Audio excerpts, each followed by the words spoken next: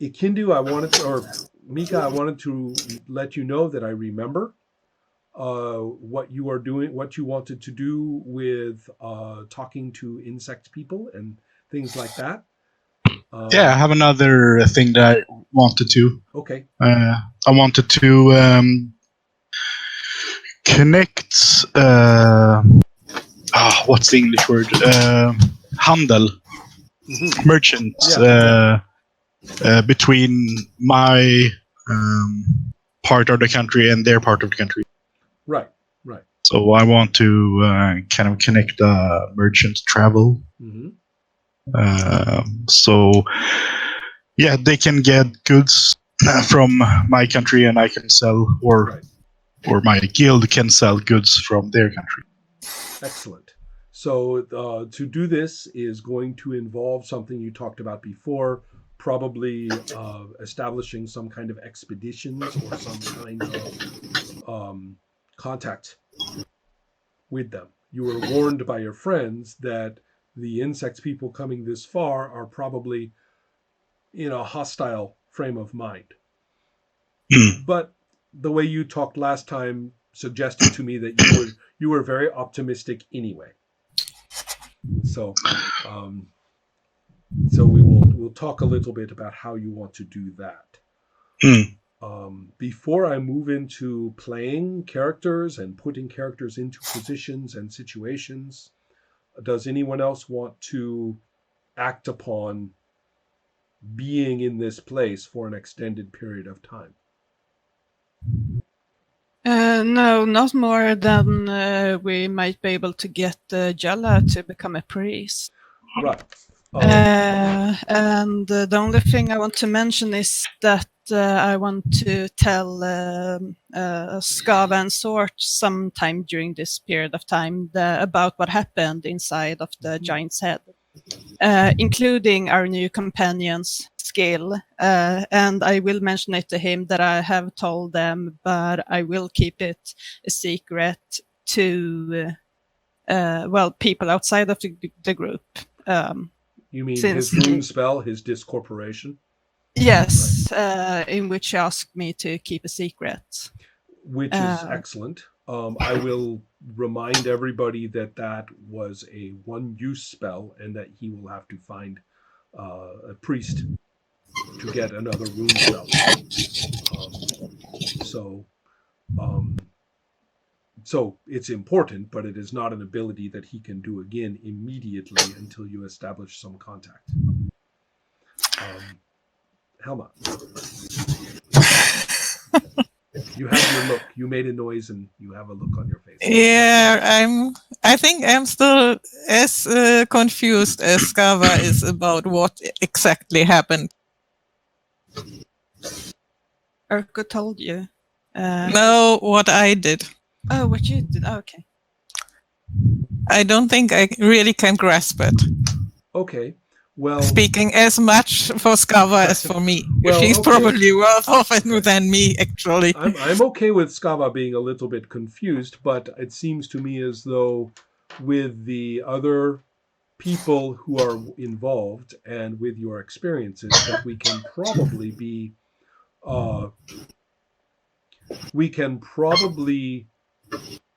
make it more clear. So what specific questions do you have? I managed to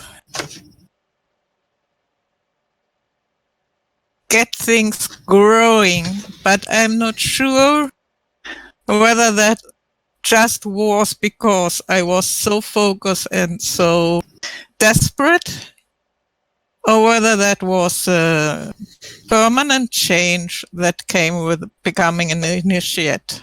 I see. So a permanent change to you or to the plants? Sorry? I didn't get the... When you talked about whether it was permanent, do you mean permanent for you or permanent for the plants? Permanent for me. Right. No, you do not have that ability. Great. Then I guessed right. Okay. Yeah, that was a manifestation of the unique experience. Great. Thanks. Then I have, I suppose, I need to put you into into some situations. Yes. Sort of would also want to send a letter down south to one of the temples. Aha. Okay. And explaining that the mission with Johan Mm-hmm. might have ended unfavorably. Mm-hmm.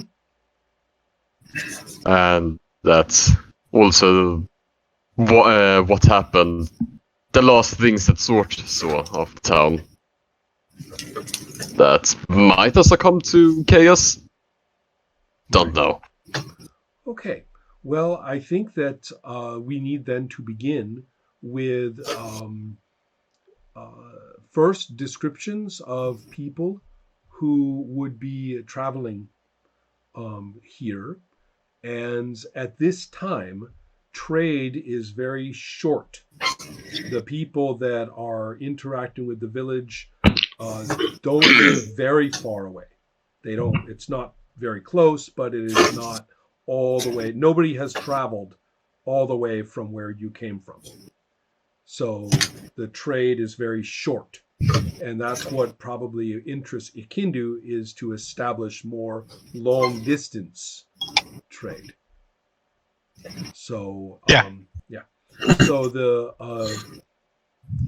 So therefore, when people arrive and talk to people in the village, many of them are already known to each other. They are not necessarily strangers. And also the news that they bring is distorted and uncertain. They may tell stories of what has been happening, but you are not meeting anybody who was actually there. It has all been altered through more people telling it along the way. In English, I'm sure it's the same in many languages, but in English, we call it the telephone game, where if you have a bunch of people, I tell you one thing on the telephone, Yep. and then you tell it to your friend, and it just travels that way. By the time you get to the 10th person, the information has definitely changed. So it's the same thing here. So the news you are getting, though, is, however distorted, it is that there is great unrest, great changes or disruptions.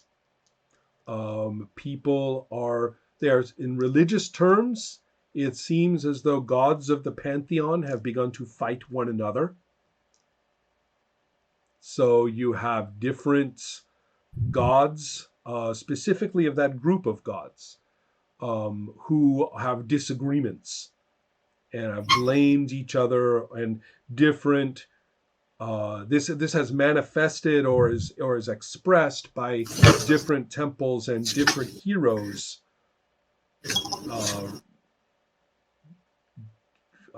creating strife and creating battles or disagreements.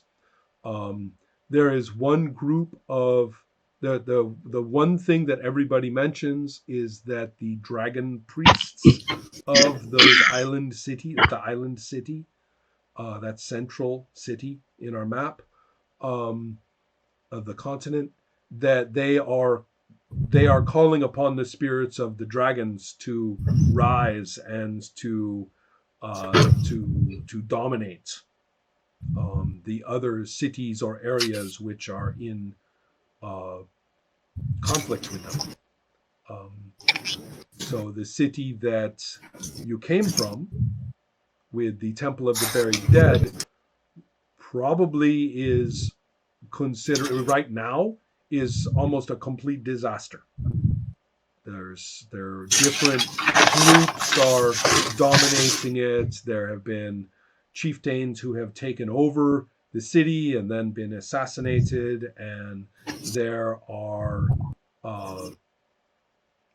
the Temple of the Buried Dead was destroyed, and then another temple, the Temple of the Hawk Seers, is going crazy. They are stirring up warfare and battle and rage. They have allied with one of the at least one another of the pantheon gods, and war bands are gathering across the continent. So now the way this is told to you sounds a little bit extravagant, like the person who is telling you is. In fact, let's go ahead and go to one of the places where guests can stay and tell stories. So we might even be outside one of these houses at the village with a big fire. With a fire, well, the fire is not very tall, but has lots and lots and lots of red wood, charcoal glowing all night long, and people putting logs into the fire as they drink and tell stories about the travels and make deals about what they have brought. And one person is telling you the story about how the Hawk Seers and their allies are pulling together armies. There's one in particular, one Hawk Seer in particular, a Rune Lord, who seems to be very, very, very upset.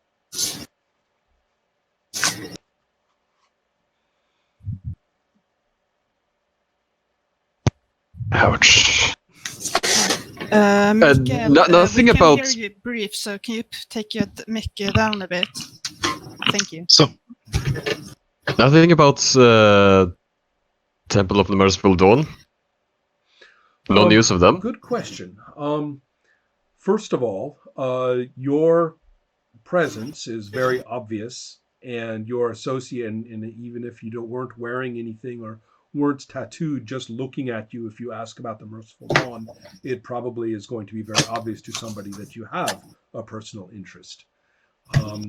And the answer is yes. The Merciful Dawn, although it is usually thought of as a very service-oriented, very obedient cult, kind of an underclass kind of cult, well, who do you think provides the most savage warriors for shock troops in battles? Yeah. Right. So remember, one of the whole points of the chains is that you can take off the chain for a designated period, right?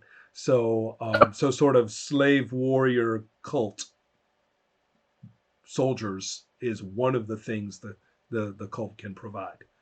So, and they are.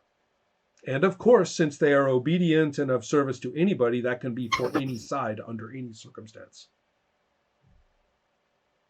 Do I know who they're are they providing the Hawk Seers? Well, I say, it's the news to be that specific would be very distorted. You will probably get an answer, but you also know this answer is very questionable. But the fact is that it could be a very local phenomenon. That in one place, who the Cult of the Merciful Dawn supports or provides to is different from some other place. It's not unusual for Merciful Dawn warrior soldiers to fight each other because of that. Yeah.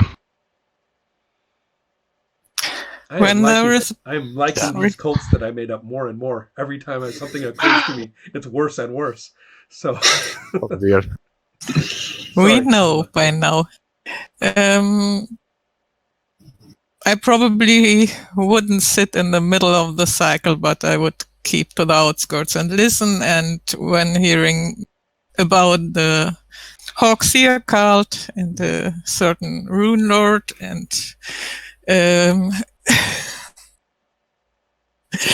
and